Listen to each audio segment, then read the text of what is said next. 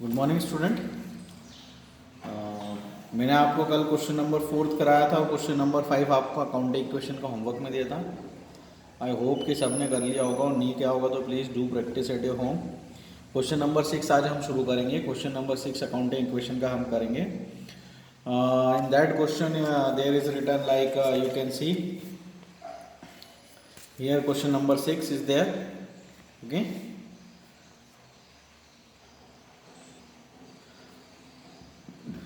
Question number 6. Show the accounting equation on the basis of following transaction. Udit started business with cash. उदित ने business start किया cash और goods से। तो यहाँ पर आपके पास में बिजनेस स्टार्ट करने के लिए अपन ने बोला था एक तो कैपिटल ओपन होता है, लेकिन इस बार यहाँ पर क्या होगा, कैपिटल के साथ साथ दो चीज़ें और ओपन होंगी, कैश और गुड्स। असेट्स के अंदर एक कैश होगा और एक जैसा कि फर्स्ट ट्रांजैक्शन में दो चीज़ें अपने को ओपन हुई होती दिख रही है, एक कैश और एक गुड्स। गुड्स के लिए स्टॉक, तो आपका कैश असेट्स बनेगा, स्टॉक भी असेट्स बनेगा और एक आपका कैपिटल बनेगा, क्योंकि जर्नल एंट्री बन रही है cash account debit stock account debit to capital. Capital आपकी लाइबिलिटी, इसलिए मैंने एल लिखा है। ठीक है, तो अपन यहाँ पर अपन पहले से लिख देते हैं एक कैश प्लस स्टॉक, गुड्स के लिए स्टॉक, और एक इस तरफ अपन क्या लिख देते हैं, कैपिटल। Got it. फिर उसके बाद में वापस से ट्रांजैक्शन नंबर 2 अपन देखते हैं। सेकंड नंबर का जो ट्रांजैक्शन है इसमें purchase building for cash. Building एक तरह के असेट्स है। ठीक है, तो अपने पास में एक असेट्स और आ जाएगी बिल्डिंग, तो अब मैं वहां पर असेट साइड में बिल्डिंग भी लिख देता हूं, देखिए। और कैश, कैश ऑलरेडी लिखा हुआ है।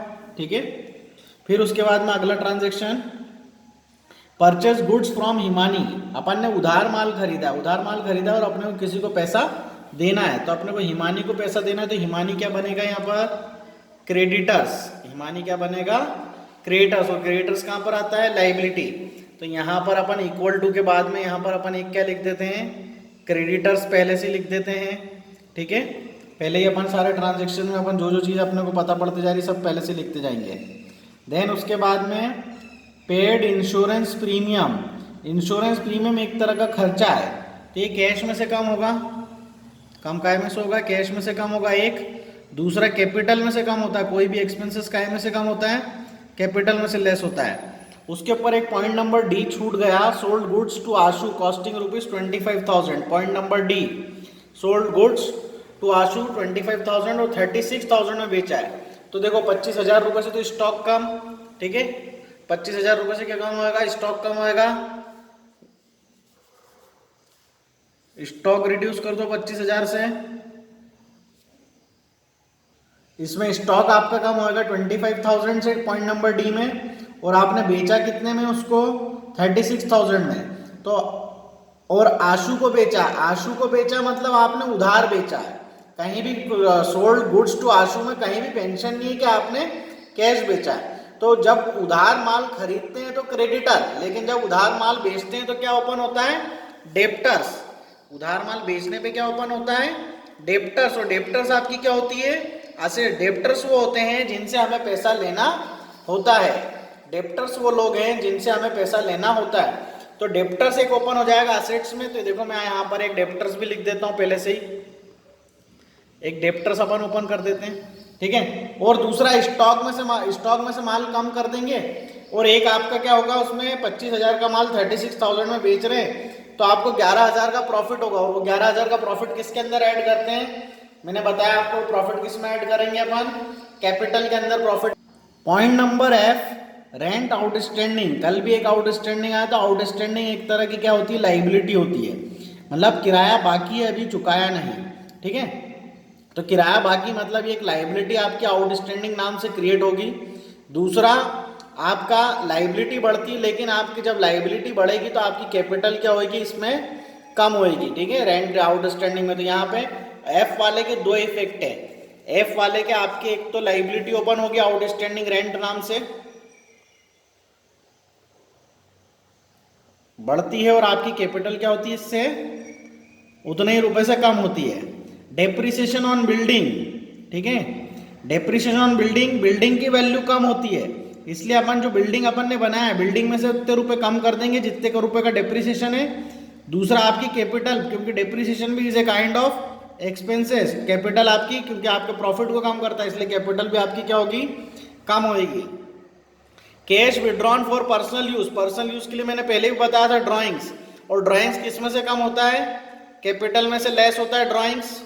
और कैश विड्रॉ करा है तो एक और क्या कम होएगा आपका, कैश कम होएगा। रेंट रिसीव्ड इन एडवांस, आपको किराया एडवांस में मिल गया तो कैश बढ़ रहा है, एक तो आपका एक कैश बढ़ रहा है, दूसरा आपको कोई चीज एडवांस में मिलती है तो आपको सर्विसेज फ्यूचर में देना होती है तो वो आपकी लाइबिलिटी बनती है, तो एडवांस आपका क्या बन जाएगा, एडवांस आपकी लाइबिलिटी बन जाएगा, जो हम यहां पर लिखेंगे क्रेडिटर्स के पास में, हम यहां क्या लिखेंगे, क्रेडिटर्स, एडवांस आपकी लाइबिलिटी बन गया इसलिए क्रेडिटर्स के पास में अपन लिख लेंगे एडवांसेस। ठीक है, उसके बाद में नेक्स्ट आते हैं अपन, नेक्स्ट है cash paid to Himani on account. अपन ने कैश पेड कर रहे हैं उसके अकाउंट पर, हिमानी को कितना रुपए का पेमेंट करेंगे, 20,000।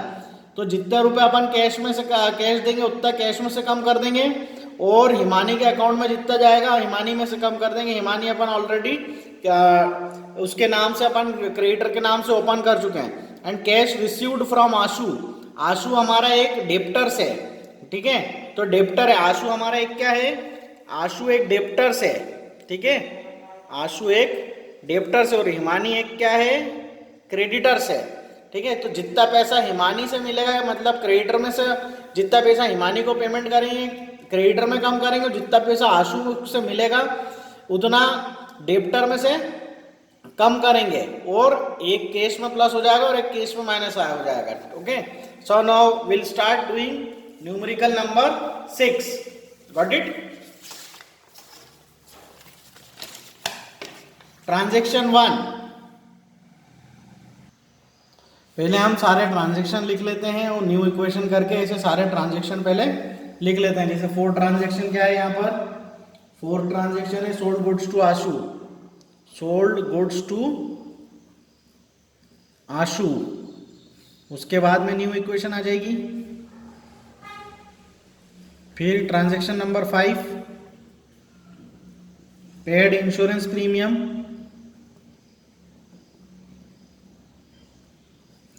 फिर न्यू इक्वेशन आ जाएगी। फिर 6th, रेंट आउटस्टैंडिंग, फिर न्यू इक्वेशन। फिर 7th, depreciation on building,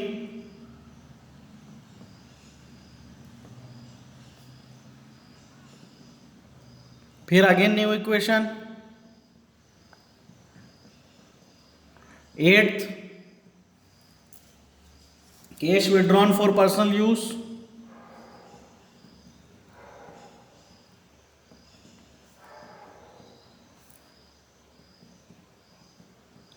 cash withdrawn for personal use, फिर न्यू इक्वेशन।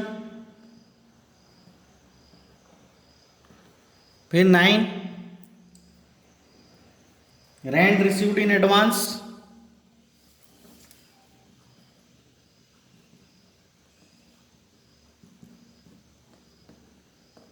फिर new equation. 10th, cash paid to Himani, cash paid to Himani, Himani एक क्रेडिटर है। Got it? हिमानी एक क्या है, क्रेडिटर। ठीक है, फिर नेक्स्ट न्यू इक्वेशन आएगी। फिर उसके बाद में 11,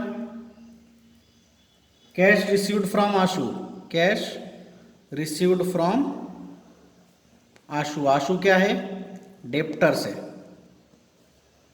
ठीक है, और उसके बाद में न्यू इक्वेशन आपकी फाइनल इक्वेशन जो आपका आंसर होगा। Got it? इस तरीके से मैंने पहले सारे ट्रांजैक्शन और न्यू इक्वेशन लिख लिए।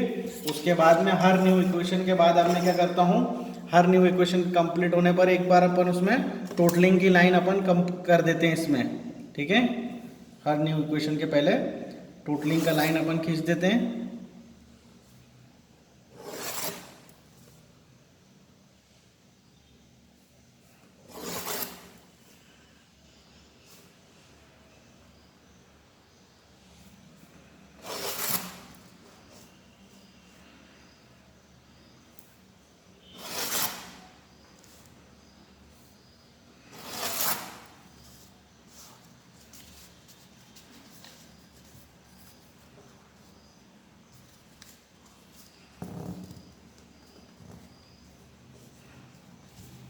उसके बाद में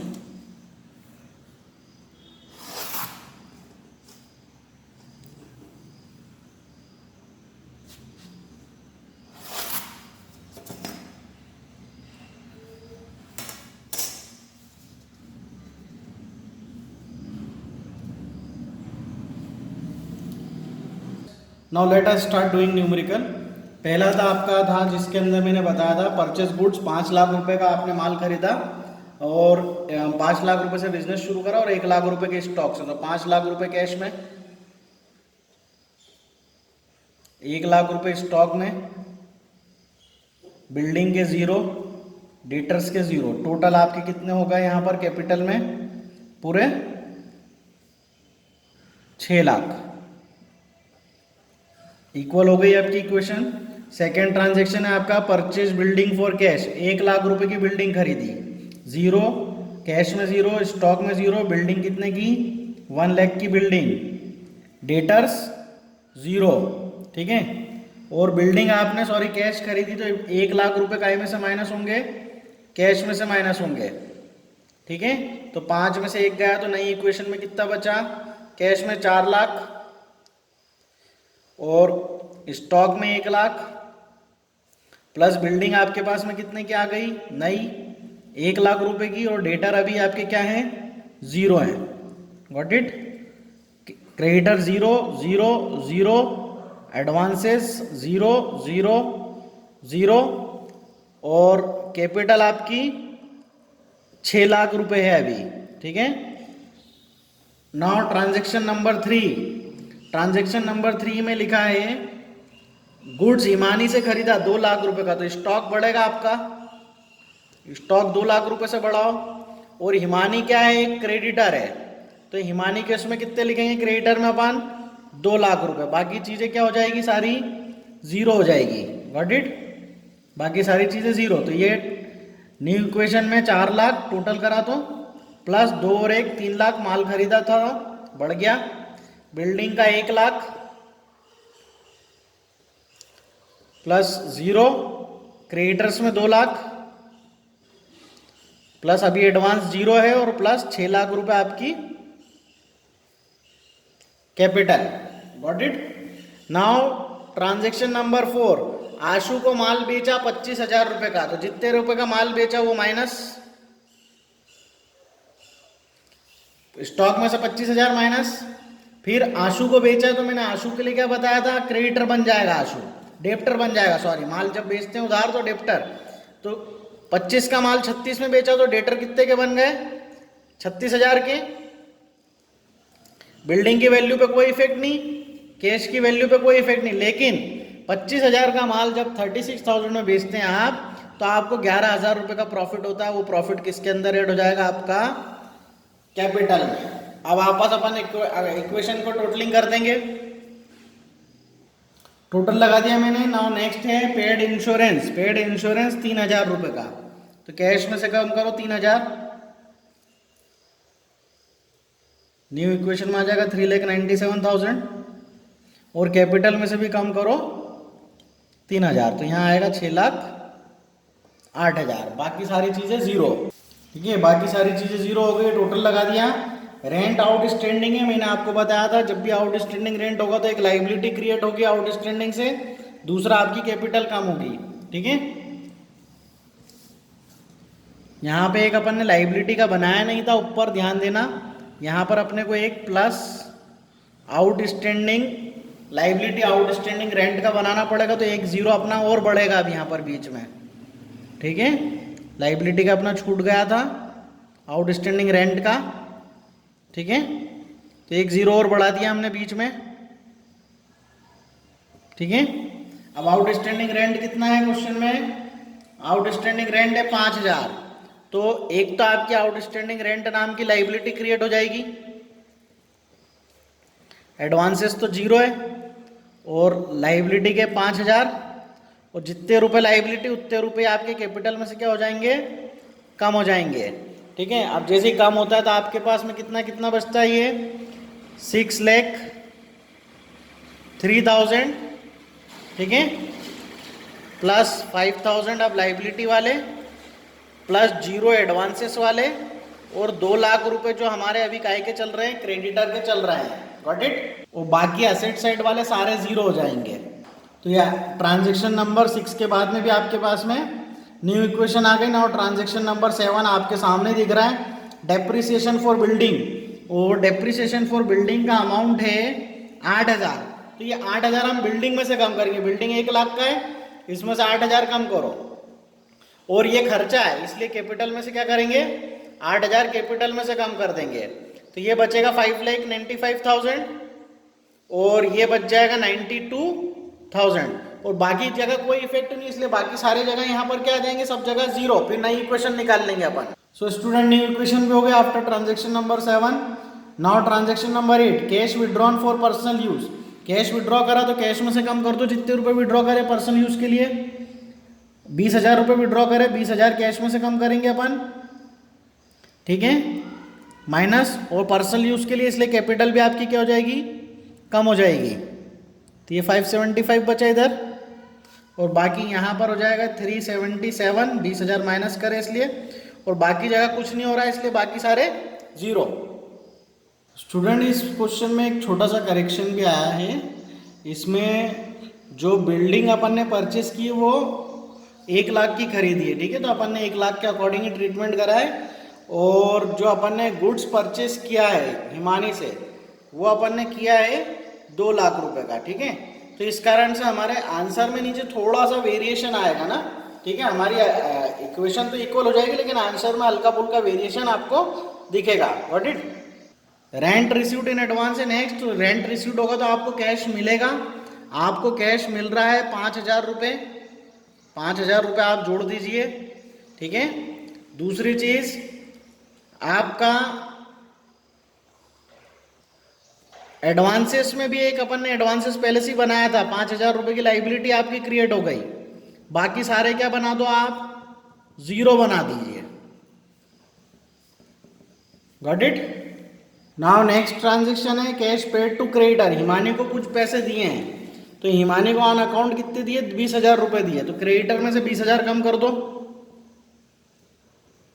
ठीक है। क्रेडिटर आपके 2 लाख के थे, उसमें से आपके कितने कम हो जाएंगे, 20,000 कम हो जाएंगे, ठीक है।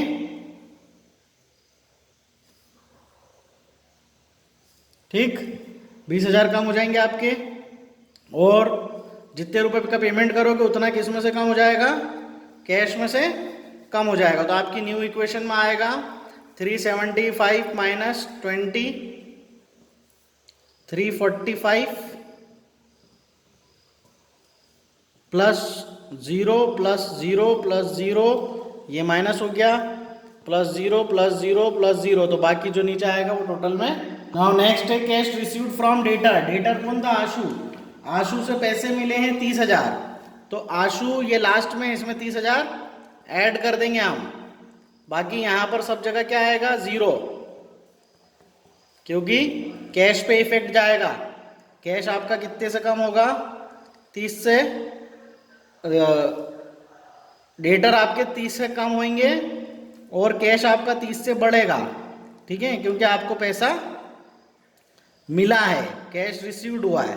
Got it. अब टोटल लगा दो, 375 plus 275 plus 92,000 plus 6,000 equal to 180 plus 5,000 plus 5,000 plus 5,75,000।